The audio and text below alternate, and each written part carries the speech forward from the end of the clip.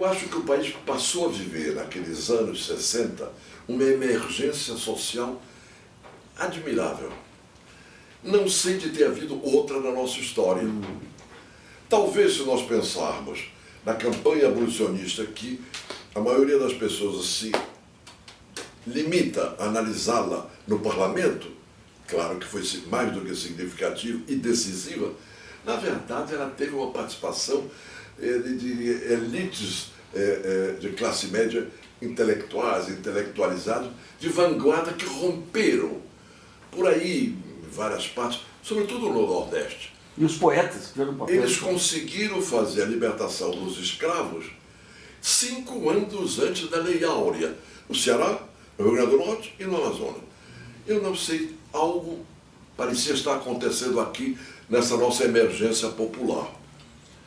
No plano propriamente dos trabalhadores urbanos, eles passaram a ter um nível de organização sindical superior.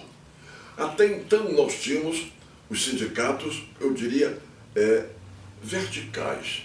O metalúrgico era o metalúrgico de alto a baixo, a confederação, federação, o sindicato dos petroleiros, etc. Mas isso limitava enormemente a sua capacidade de pressão social. Eles passaram a criar os pactos sindicais. E, através dos pactos sindicais, eles articulavam 1, 2, 3, 4, 5 sindicatos de categorias diferentes e davam a campanha salarial com uma força de pressão maior. Foi uma inovação enorme.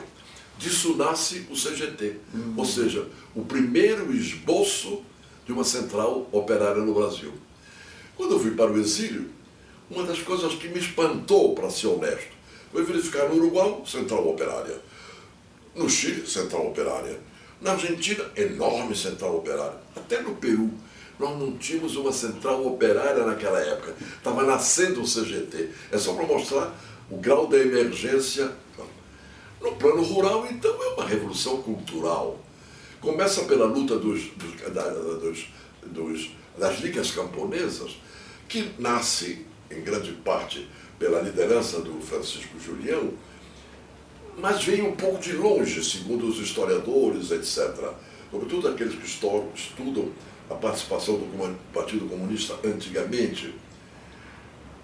Mas o fato é que, naquele período, as ligas passaram rapidamente a ter um crescimento, começa no Nordeste, expande-se no Nordeste e vai atravessando o país. Qual era o centro da luta? A terra, o acesso à terra, portanto, a reforma agrária. É um momento novo. Até então, o campo estava sufocado. Havia uma emergência da cidade urbana, mas ela não chegava no campo. E em termos salariais, propriamente dito, a maneira de pagar os trabalhadores no campo ainda eram por normas pré-medievais. A terça, a meia, o cambão, não se pagava salário no sentido clássico do termo. Era realmente uma exploração desmedida.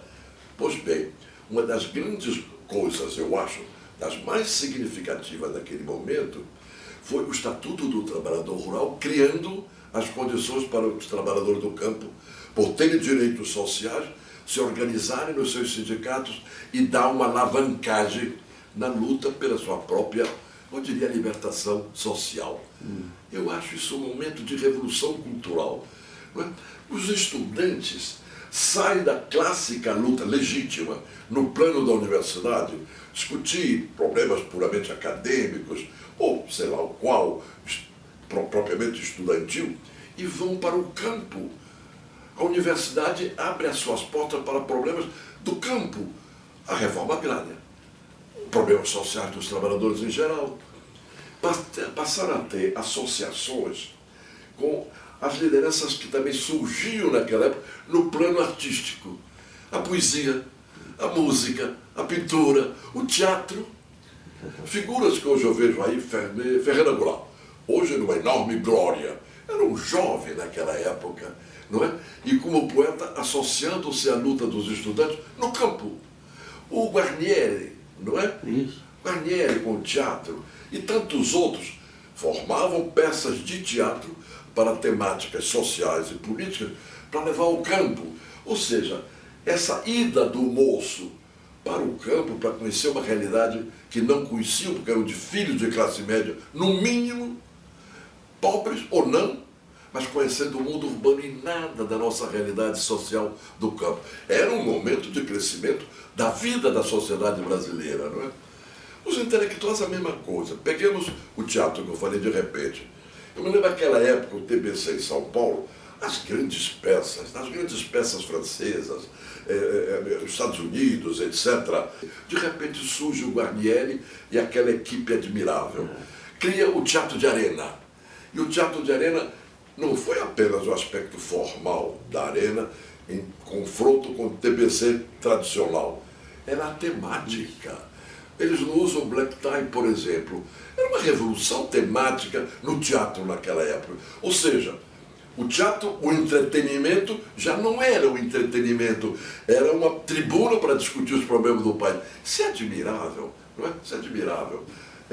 Se você imaginar a área propriamente dos trabalhadores urbanos, mas ele chega ao extremo de criar, através do CGT, um confronto direto com a Federação das Indústrias de São Paulo, o grande império, numa greve que levou a 700 mil trabalhadores em São Paulo. Se nós fizermos o cálculo, hoje, o comparativo, de quantos seriam, eu não sei calcular, mas eu imagino que quantos mais seriam. Fim de 1963, se a memória bate bem. Aqui em São Paulo, 700 mil trabalhadores, parou São Paulo. E a federação, que se recusava até a dialogar, teve que se curvar a cabeça, teve uma derrota frontal. Foi um grande crescimento do movimento sindical numa estatura de CGT, portanto, pré-central operária.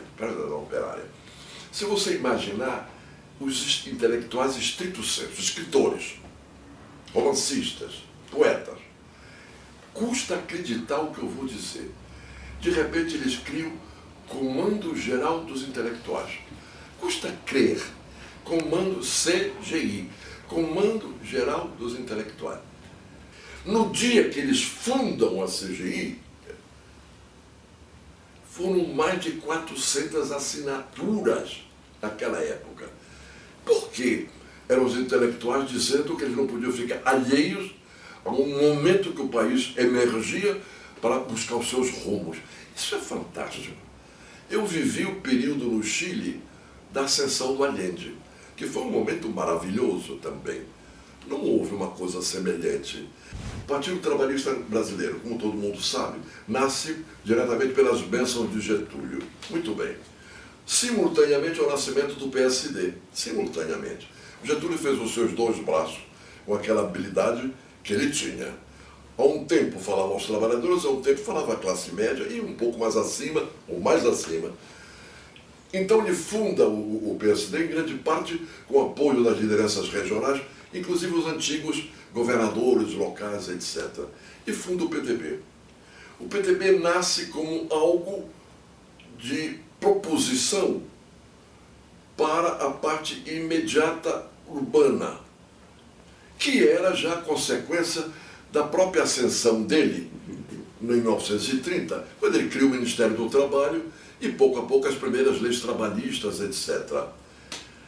O primeiro programa do PTB nacional, que eu tenha lido, que eu me recorde, acho que é de 1945.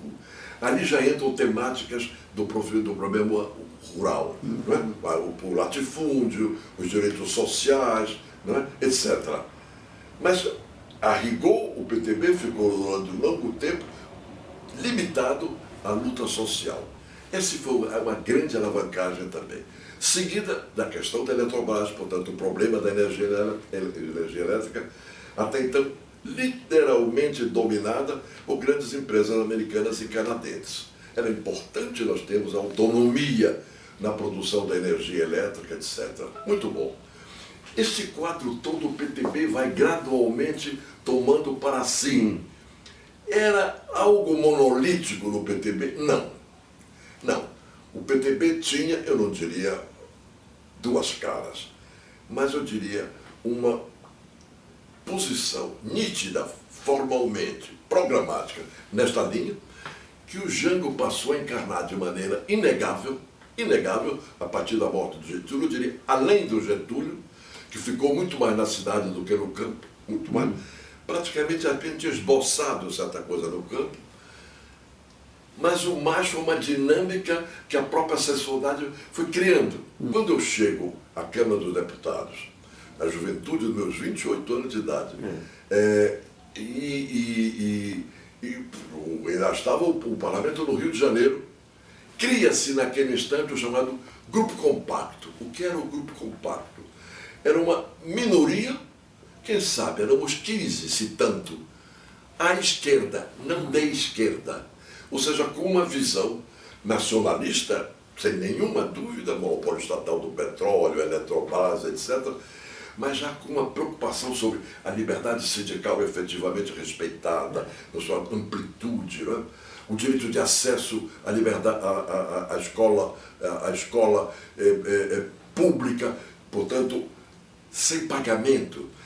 Dividir a escola privada, direito pleno para tê-la, mas sem que isso fosse o Estado a pagar, porque esse dinheiro devia ser para aqueles que tinham acesso necessário pelas mãos do Estado, da política social.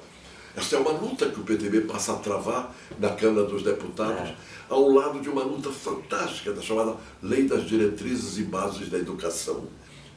E este trabalho que o Grupo Compacto passa a fazer anima algo que já vinha através da Frente Parlamentar Nacionalista.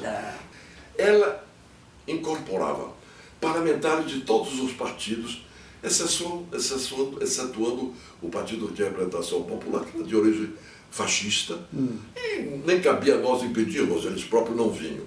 Fora disso, a frente tinha parlamentares de todos os partidos, inclusive da UDN. Era um agrupamento de nacionalistas que, não abandonando o seu partido, tinham um compromisso que dentro do parlamento, as questões de caráter nacionalista, nós votávamos em conjunto, pouco importava o que a direção partidária dissesse. Foi uma mudança no parlamento excepcional, excepcional. E eu considero, sem fazer vanglória, que o Grupo Compacto, que passou a ter na Frente Parlamentar Nacionalista um peso grande, é porque a maioria dos parlamentares que participavam da frente eram do PTB. Então você veja que a interação passou a dar-se. E essa dinâmica, eu diria que marca aqueles anos no parlamento, sem nenhuma dúvida. Tanto que do Grupo Compacto, que eu falei que a esquerda era a esquerda do PTB, surgem, durante 2 anos consecutivos, o líder do PTB vindo do Grupo Compacto. Eu. No 3º ano, Bocaiúva Cunha, do Grupo Compacto.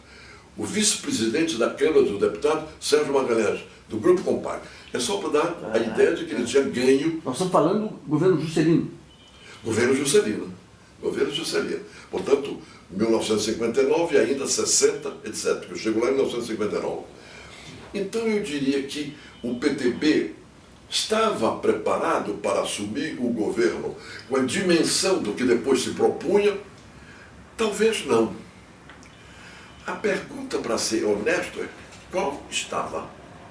Qual estava? Não é?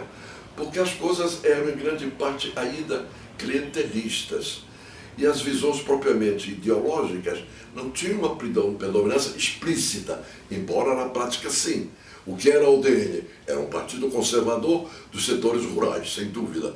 O que era o PSD? Era um partido mais ou menos liberal, porém limitado a certas verdades tradicionais.